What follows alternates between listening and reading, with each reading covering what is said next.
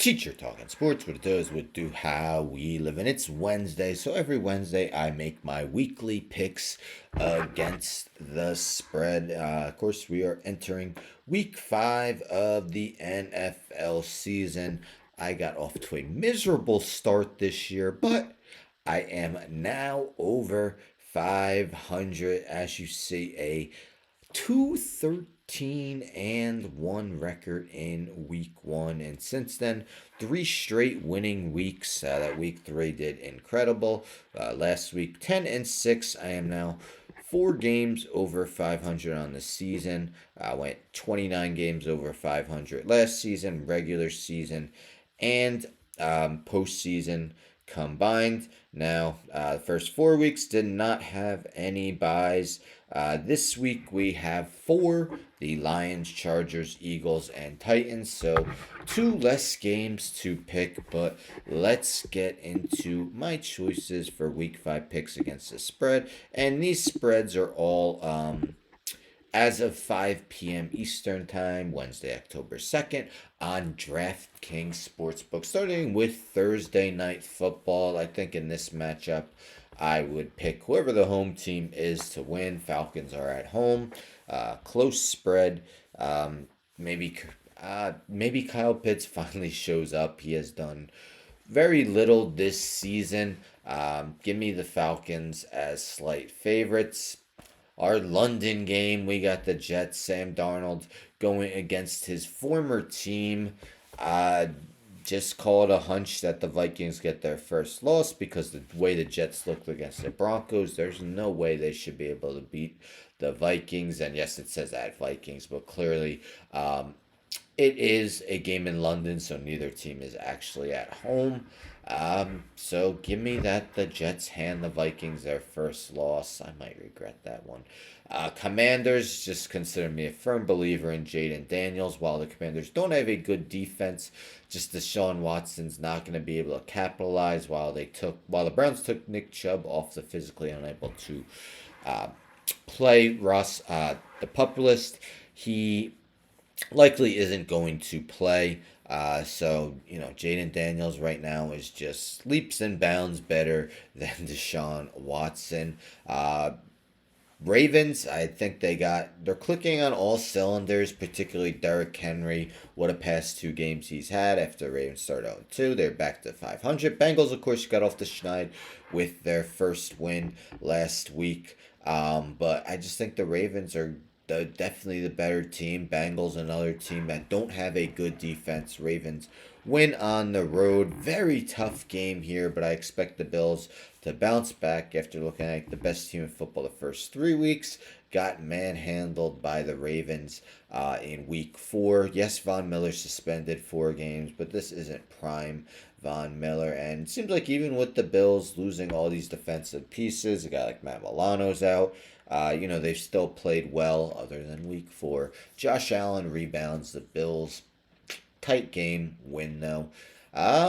Caleb Williams, arguably coming off the best game of his young career. Of course, the Panthers have looked much improved, especially on the offensive end since Andy Dalton has taken over. I think the Panthers cover the 4-point spread as underdogs. Another hunch, while the Vikings get their first loss, the Jaguars get their first win. The only winless team in the NFL finally gets in the win column. I don't know if Anthony Richardson's starting. I don't know if Joe Flacco's starting. I think I would give the Colts a better chance if Flacco was starting. But Trevor Lawrence finally, has a game looking like a $55 million a year quarterback. Jaguars get in the win column. If you had asked me this, I don't know, 3, 4 weeks ago, picking the Patriots against the Dolphins as basically a pick 'em, I would have thought you were insane. But we've seen how the Dolphins have looked since Tua has been out. Doesn't matter if they have that dynamic wide receiver duo of Tyreek Hill and Jalen Waddle. Devon Chan hasn't really done much.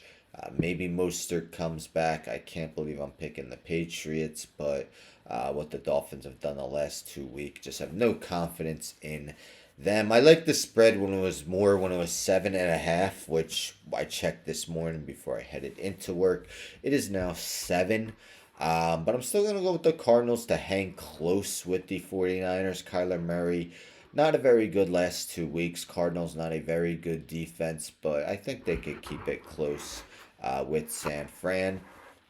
Another game, I'm not really sure who to pick. We know Devontae Adams has received much of the noise with the Raiders as he has requested a trade. What will happen there? But meanwhile, yes, the Broncos have won 2 in a row, but Bo Nix still does not look good. I think the Raiders actually win and get to over 500 at 3-2. I'm a Giants fan. I no confidence in them to really ever win. Let's be honest.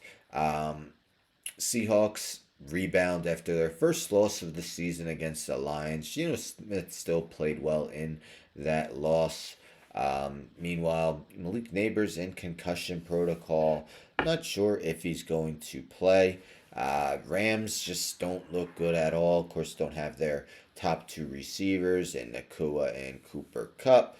The run defense hasn't performed well. Jordan Love, yes, he threw 3 interceptions last week, but he also threw 4 touchdowns and faced the Vikings defense has been one of the league's best. So Love gets his first win of the season. He's 0-2. Um, I've always joked that I have such a terrible record picking Steelers games. I never know what to do with them.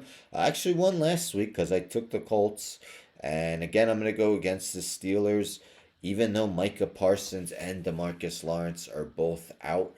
So there are two main pass rushers, but I expect it to be a lower scoring game than maybe some would expect, but Cowboys prevail. And our Monday night football game. I mean, every Chiefs game really this year has been a theme.